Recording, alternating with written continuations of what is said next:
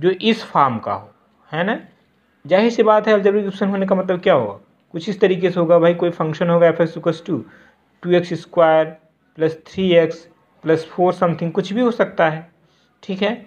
और दूसरी बात क्या है कि एक चीज़ ध्यान ये रखना है पॉलिनोमियल में, जो x की पावर है, ठीक है, जो x का एक्सपोनेंट है वो क्या होना चाहिए, वो आपका पॉजिटिव होना चाहिए। ये बात हमने लिखा, देखिए where a0 a1 a2 dot dot a N be constant, यानी जो x के आगे लिखा हुआ है, जैसे यहाँ पे देख रहे हैं x² है ना, x² का क्वेश्चन क्या है 2 है, तो कांस्टेंट होगा। यहाँ पे x का क्वेश्चन कितना है 3 है, ठीक है। यही आपका a0 a1 a2 है, ये तो कांस्टेंट होगा, कोई ना कोई रियल नंबर होगा। लेकिन जो पावर है, जैसे x की पावर यहाँ पे क्या है 2 है और यहाँ पे x पावर कितना है 1 है, तो ये जो पावर है हमेशा क्या होना चाहिए, पॉजिटिव होना चाहिए।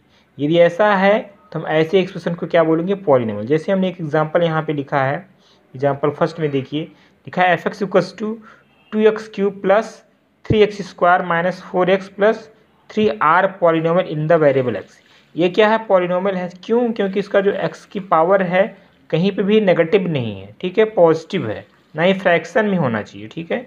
यदि ऐसा है तो हम क्या कहेंगे, दिया हुआ जो फंक्शन है या जो दिया हुआ जो अलजेब्रिक एक्सप्रेशन है वो क्या होगा, पॉलिनोमियल होगा, ठीक है।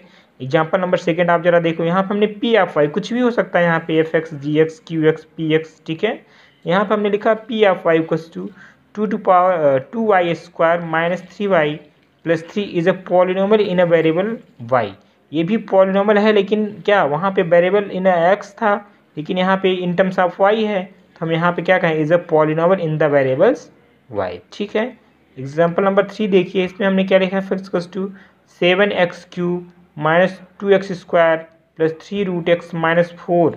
अब इसको बताना है क्या ये जो दिख रहा है आपको अलजेब्रिक एक्सप्रेशन, क्या ये पॉलिनोमियल्स है। हमने बताया था पॉलिनोमियल की जो डेफिनेशन होती है, सिंपल सी बात है, जो x की पावर है वो नेगेटिव नहीं होना चाहिए, फ्रैक्शन नहीं होना चाहिए। देखेंगे आप यहाँ पे 7x³ है, x पावर 3 है भी, ठीक है, पॉजिटिव इंटीजर है, माइनस 2x², यहाँ से कोई फर्क नहीं पड़ता, इसका कोएफिशिएंट कुछ भी हो सकता है, ठीक है। पॉलिनोमियल का जो x² है, x³ इसका कोएफिशिएंट कुछ भी हो सकता है। बस ध्यान ये रखना है कि जो x की पावर है, जैसे यहाँ क्यूब है, ये नेगेटिव नहीं होना चाहिए, ना ही फ्रैक्शन में होना चाहिए, जैसे 1/2 3/2, ये सब नहीं होना चाहिए। तो यहाँ तक तो ठीक है, ये भी ठीक है। लेकिन जैसे आप 3√x आते हैं, x का √x का क्या मतलब है, x⁴ 1/2, यही तो होता है ना √x का मतलब। तो ये क्या हो गया, इसका जो पावर फ्रैक्शन में आ गया 1/2 आ गया, जो कि हमने बता दी थी, कभी भी x पावर फ्रैक्शन में आएगा, नेगेटिव आएगा तो पॉलिनोमियल नहीं हुआ। इसीलिए ये जो दिया हुआ एग्जाम्पल नंबर आपका 3 है, ये पॉलिनोमियल्स नहीं होगा। तो सबसे पहले ज़रूरी बात है पॉलिनोमियल को समझना, पॉलिनोमियल है क्या। तो आई होप चीज़ें आपको क्लियर हो गई, पॉलिनोमियल बोलते किसे, ठीक है। इसीलिए हमने लिखा है कि this is not a polynomial as exponent of x in 3√x is not positive. Simple सी बात है, जो x पावर √x है, एक्चुअली इसका मतलब क्या है, x⁴ हुआ, तो क्या है, पॉजिटिव इंटीजर नहीं है। हमने बताया डेफिनेशन के, जो x का एक्सपोनेंट है हमेशा क्या होना चाहिए, पॉजिटिव इंटीजर। पॉजिटिव इंटीजर होगा तो पॉलिनोमियल होगा, नहीं तो नहीं होगा, ठीक है। तो सबसे पहले डेफिनेशन आपको क्लियर होना जरूरी, तभी आप क्वेश्चन कर पाएंगे। तो पॉलिनोमियल क्या होता है, अब चीज़ को आप सीख गए, ठीक है। इसके बाद हमने एक नोट लिखा है, an comma an-1 comma an-2 dot dot a1 and a0 are known as the coefficient of polynomial. कभी कभी क्वेश्चन में कोई पॉलिनोमियल दिया रहता है, पूछता है उसका कोएफिशिएंट क्या है। जैसे यहाँ पे लिखा है 2y² माइनस 3y, तो y² का कोएफिशिएंट क्या होगा, 2 होगा, और y का कोएफिशिएंट क्या होगा, वही चीज़।